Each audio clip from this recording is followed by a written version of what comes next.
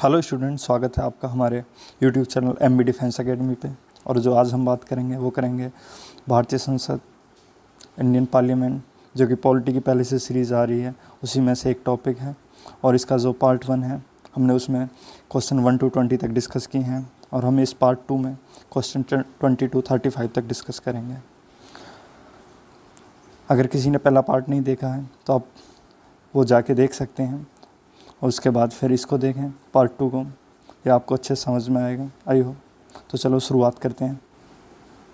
Question number 21। तो question number 21 में पूछा गया है, साधारण विधेयक से संबंधित गतिरोध को दूर करने के लिए संसद के दोनों सदनों की संयुक्त बैठक कौन बुलाता है? ऑप्शन ए राष्ट्रपति, ऑप्शन बी मंत्रिपरिषद, ऑप्शन सी लोकसभा अध्यक्ष, ऑप्शन डी राज्यसभा का सभापति। तो सबसे पहले हमें यहाँ ध्यान देगा, बात यहाँ की जा रही है साधारण विधेयक की, ओनली साधारण विधेयक। वित्त विधेयक और संविधान संशोधन विधेयक से संबंधित कोई बात नहीं की जा रही। अगर साधारण विधेयक की स्थिति में कोई दोनों सदनों के मध्य गतिरोध उत्पन्न हो जाता है दोनों सदनों के बीच, तो उस केस में संयुक्त बैठक बुलाई जाती है, और वो जो संयुक्त बैठक बुलाई जाती है वो राष्ट्रपति के द्वारा बुलाई जाती है। तो जो इसका सही आंसर है वो है ऑप्शन ए राष्ट्रपति। बात करें क्वेश्चन नंबर 22 की। तो क्वेश्चन नंबर 22 में पूछा गया है कि लोकसभा व राज्यसभा की संयुक्त बैठक कब होती है? ऑप्शन ए राष्ट्रपति जब बुलाए, ऑप्शन बी लोकसभा एवं राज्यसभा में मतभेद होने पर, ऑप्शन सी संसद का सत्र शुरू होने पर, ऑप्शन डी इनमें से कोई नहीं। तो जो इसका सही आंसर है वो है ऑप्शन बी लोकसभा एवं राज्यसभा में मतभेद होने पर। किसी भी साधारण विधेयक की स्थिति में जब लोकसभा और राज्यसभा दोनों सदनों में मतभेद हो जाए तब वहाँ पे दोनों की संयुक्त बैठक बुलाई जाती है। किसके द्वारा? राष्ट्रपति के द्वारा। क्वेश्चन नंबर 23 की बात करते हैं। तो क्वेश्चन नंबर 23 में जो पूछा गया है कि संसद के दोनों सदनों के साथ साथ बैठने पर निम्न होता है, मतलब किस लिए इसका जो क्वेश्चन है ये घुमा के ही पूछा गया। बाकी जो इसका पूछने का जो मकसद है वो इतना ही है कि किन स्थितियों में दोनों सदनों की जो बैठक होती है। तो ऑप्शन ए भारत के उपराष्ट्रपति का चुनाव हो तब, ऑप्शन बी संविधान संशोधन बिल को स्वीकार करना, ऑप्शन सी एक बिल जिस पर दोनों सदन सहमत न हों उस पर विचार करना और पास होना, ऑप्शन डी भारत के राष्ट्रपति का चुनाव।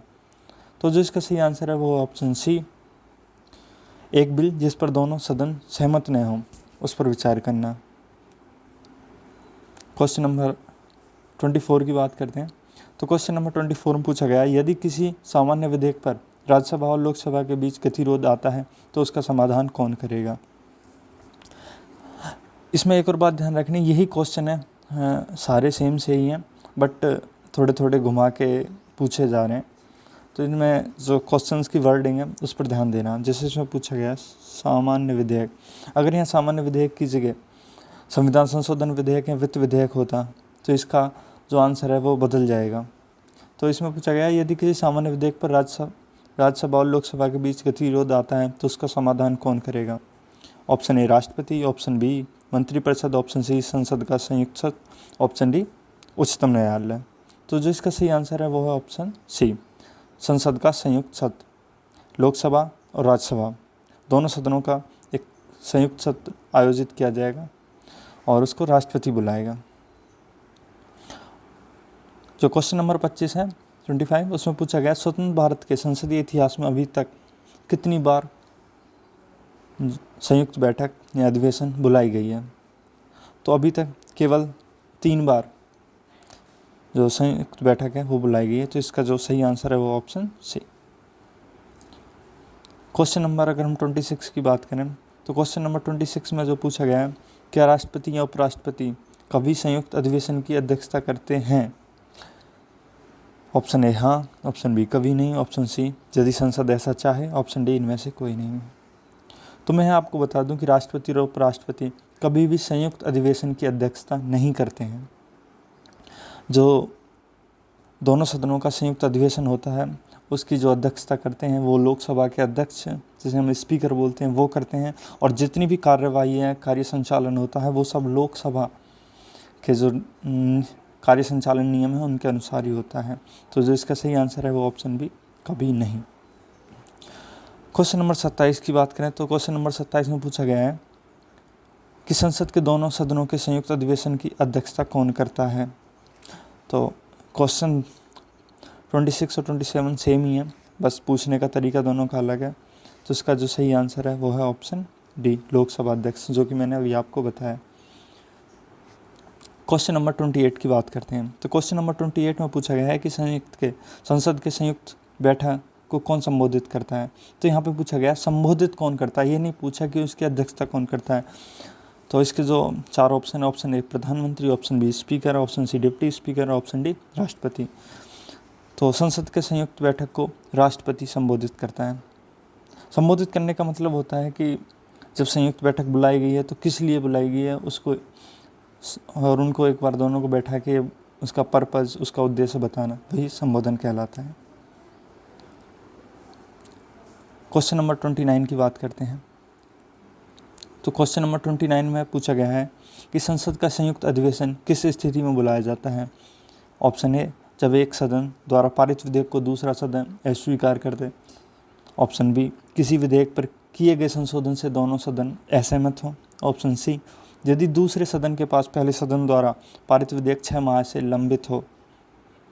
तब ऑप्शन डी, उपयुक्त सभी।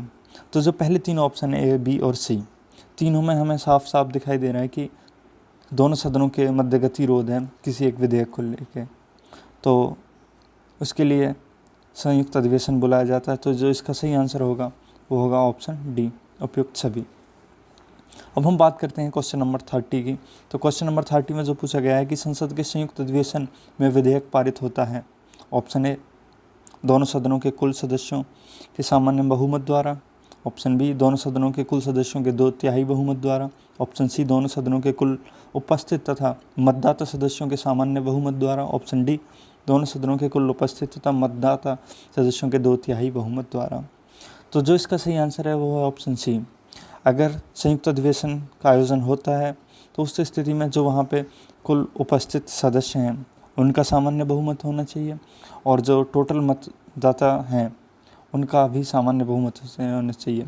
और अगर देखें तो दोनों की स्थिति में जो ज़्यादा है वो मान्य होगा। Question number 31। तो क्वेश्चन नंबर 31 में पूछा गया है कि संविधान संशोधन प्रस्ताव के संबंध में दोनों सदनों में मतभेद होने की स्थिति में ऑप्शन ए क्या होगा। ऑप्शन ए, लोकसभा की इच्छा अनुसार वो पारित होगा विधेयक। ऑप्शन बी, राज्यसभा की इच्छा अनुसार पारित होगा वो। ऑप्शन सी, संयुक्त अधिवेशन में फैसला होगा उस विधेयक पर। ऑप्शन डी, जो उस विधेयक का प्रस्ताव है वो गिर जाएगा। अब यहाँ पे क्या है कि हमको क्वेश्चन, मैंने पहले ही कहा था कि क्वेश्चन को सही से पढ़ना है, वर्डिंग को। तो यहाँ पे लिखा है संविधान संशोधन प्रस्ताव। तो क्या ये संविधान संशोधन से संबंधित विधेयक है, ना कि साधारण विधेयक है। अगर यहाँ पे वित्त विधेयक भी होता तो भी यही आंसर होगा उसका भी जो अब होगा, क्योंकि इस केवल साधारण विधेयक के मतभेद होने की स्थिति में, साधारण विधेयक पर केवल मतभेद होने की स्थिति में संयुक्त अधिवेशन पर बुलाया जाता है और उसमें फैसला होता है। लेकिन संविधान संशोधन और वित्त विधेयक में ऐसा नहीं होता, वहाँ पे सीधा सीधा प्रस्ताव गिर जाता है। तो इसका सही आंसर ऑप्शन डी होगा। अब हम बात करते हैं क्वेश्चन नंबर 32 की। तो क्वेश्चन नंबर 32 में पूछा गया है कि संसद की कार्यवाही सूची में प्रथम विषय होता है।